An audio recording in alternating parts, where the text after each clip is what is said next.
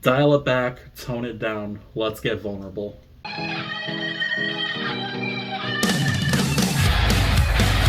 Welcome to A Runner Does Music, where we're capping off a discography dive into the artist's grandson with a review on his newest album, I Love You, I'm Trying.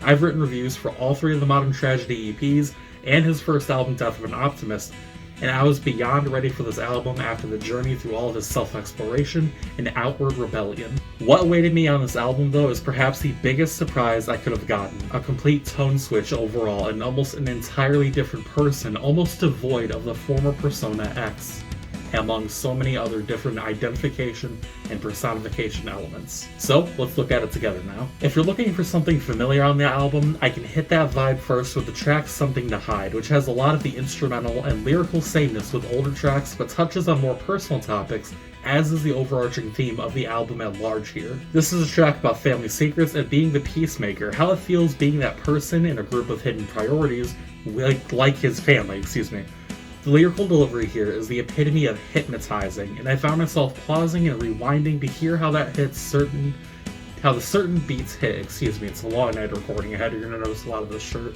I'm stuttering. The lyrical delivery here is the epitome of hypnotizing, and I found myself pausing and rewinding to hear how he hit certain beats and used his pitch to drive the speed of a bar in a really well done way. What's crazy to me is how quick the song enters and exits, getting the job done in just 1 second under the 2-minute mark, making one of the most enjoyable songs on the album, one of the quickest to digest and enjoy, which is just a big strength for Grandson in general. He can get things done in just a couple minutes or a few minutes over. It's either a quick sip of coffee or a full cup to enjoy with him, no in between. Some of the early work from Grandson was damn near direct news quotes and recitement from tragedies to injustice, but now instead of facing it head on, we do get some moments like in Drums, where he's outright ignoring it and choosing innocent ignorance to a certain degree, and it still comes across as powerful the way he conveys this. I love the slight comparison in the song titled Drones, as it's been said to be a similar element and thought process to hearing a bomb or a gunshot go off in the distance and just saying, oh, it's just fireworks,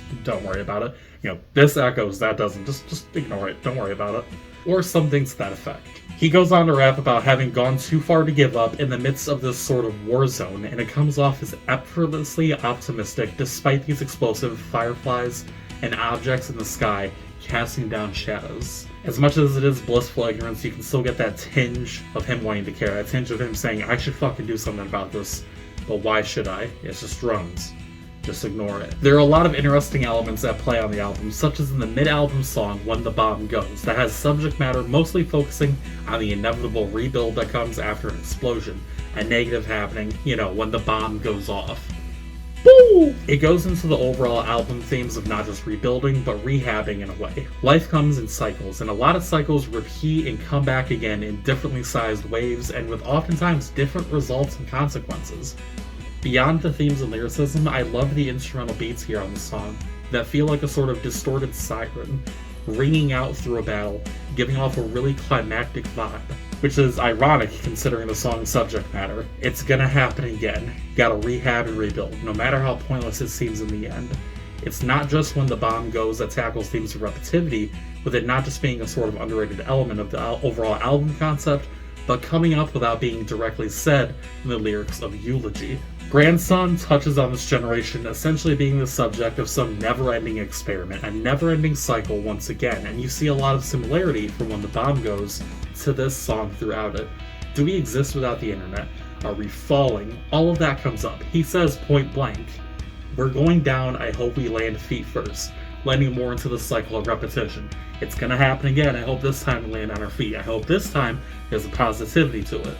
While Grandson's confrontational nature and initially depressive lyrics leak into things, as is the course of an album from him in general, positivity really is the driving force behind the album, and it can't be more clear than in the title track. It once again has a lyrical presentation and story being told that sounds like it's rife with more negativity, but to me the song is a message that looks to reach out past all the bullshit, hand bloody up and scarred, because just like the name suggests, he is trying. He's trying to prove his love and prove his effort through all of the bullshit around him, set upon him by other people, drugs, his own inner battles, all of that. It's a fight he's willing to keep going through because he is trying. He is trying because he has love for what he does, love for his fans, love for those around him. He is trying. Love and hope is all we have in the face of adversity and this fucked up thing that is life. And it's brought to the forefront in a different yet familiar light with the song Heather, a song seemingly about a fan who had committed suicide at some point. Grandson sings in a very beautiful, tuned down, and steady way with the song. Lyrics seemingly pointed at both this Heather person as well as the fan base in general. Lines talking about getting the signature Grandson X's tattooed, growing old, growing within turmoil, and the unfortunate happenings that come with this despair, such as self-harm and giving up. It's almost haunting, but the beauty rings out full of positivity all the same. Oddly enough, on the first listen to this album, I was unsure of what to think. Nearly every element of the Grandson formula was changed, more so than just from the Modern Tragedy trilogy into his first studio album. And on the first listen, I didn't have half of these thoughts, but it took another set of listens and some more dedication to the album to discover the beauty behind everything. My first exposure to Grandson was the violence and uprising. Little did I know there were some equally heavy thoughts with different targets and more, again, beauty behind the madness. This is truly his best album, and it's for that reason that I Love You, I'm Trying by Grandson gets an 8.2 out of 10, and that's the review. Let me know what you guys think down in the comment section below. Have you stuck through the entire review series? If not, I'd really appreciate it if you checked it out. It'd give me some serotonin and make this thing a reality instead of this depressing face.